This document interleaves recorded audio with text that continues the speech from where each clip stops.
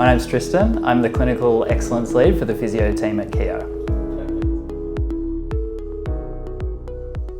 The NDIS landscape has changed significantly over the past year, but fundamentally our role as physios remains more or less the same, enhancing our participants' and clients' functional ability by improving their mobility and their physical capacity to improve their participation in all aspects of daily life. It's important to know that physio is not just about exercise, it's about improving confidence, independence and participation. Since the introduction of stated supports, when people's plans are being renewed, we're seeing a reduction in the amount of physio funding that's being provided across the board. We're seeing this even for participants who've previously received physio funding, but now when their plan gets renewed, they're no longer eligible for physio support. This is often cited as due to the participant not having a primary physical disability, so they could have a psychosocial disability or a primary diagnosis of intellectual disability, and despite these conditions having an inherent physical component, they're deemed by the NDIA as unfortunately not eligible.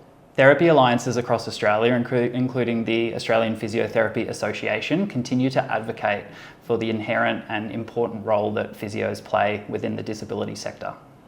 At Keogh, we've always operated in a capacity building model. If you're new to the term capacity building, this means building the skills and knowledge of both the client and their caregivers to then be the ones who are taking the lead with their own therapy. This can also be understood as supporting the supports or building the skills of the people around a client to be able to deliver therapies outside of physio consult time.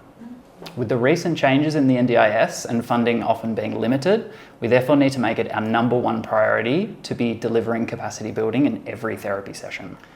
In this approach, we provide support by less frequent, though more in-depth review sessions where we constantly evaluate our clients' evolving needs and priorities. Our role as educators has therefore never been more important. If we can upskill our participants and their supports in delivering therapies outside of physio consults, then we've achieved our goal of empowering independence. 2026 provides an exciting opportunity to evolve in our approach to practice and for our therapists to learn new skills in their approach to supporting clients. Now, despite all of these changes that we just talked about, there are so many different areas that our physios add value to the disability space, and here are just some of the many areas that we continue to provide support. One of these areas that our physios work with the wider team is through interdisciplinary practice. Interdisciplinary practice is not just working in isolation or just working in a silo. It's actually working alongside the other therapists within a care team.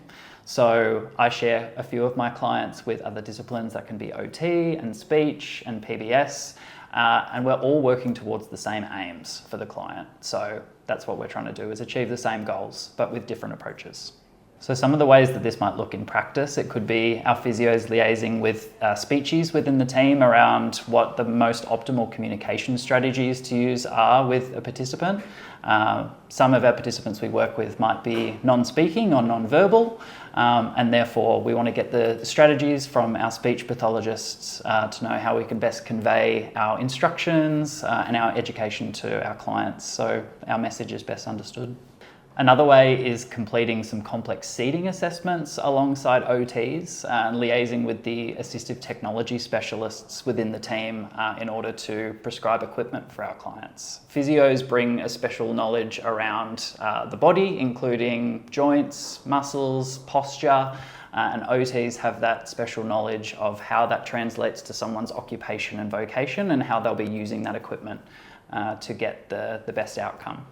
So we saw before that myself and my colleague Annabelle, we were doing a MAT evaluation, which is a mechanical assessment tool evaluation. And that was a way to assess Jenna's posture and determine what setup of her equipment is needed in order to prescribe the optimal seating solution for her. Another thing that our physios do is addressing someone's potential barriers to exercise and helping them find and instill the habits that are going to get them to participate more regularly in physical activity. So for a number of different reasons, people can struggle with the motivation to participate in exercise. And working in the community, it's not just as simple as handing someone an exercise program. We need to consider how this is actually going to fit into their routine, what environment is going to be the best, what equipment they might need, or what supports they could potentially need to supervise or assist while prescribing this program. So I'm always trying to think about ways where I can integrate exercise within someone's daily routine. And it can be things as simple as, hey, you're going to get up from your desk and go to make a cup of coffee. Instead of just standing up once, do actually 10 sit-to-stands from the chair. So we're getting some more of that incidental exercise happening. And sometimes that's easier than getting someone to just sit down and do a program.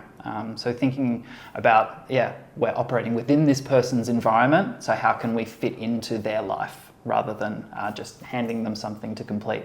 Working on the road, we also have to be creative in our treatment selection. We're not in a clinic setting where we've got access to lots of fancy equipment and reformer beds and things like that. So our therapists do need to think about what they can use within someone's home. If we're doing weight-related exercises, it might be using some tin food or even just a filled water bottle to use as a weight to complete exercises. The environment that we're doing our therapies in is also really important. Some people engage quite well in the home setting, whereas others feel more motivated when they're outside of home. And one setting which has numerous benefits is doing exercise in the pool. So doing aquatic therapy has numerous advantages. We can use the buoyancy of the water to offload painful joints.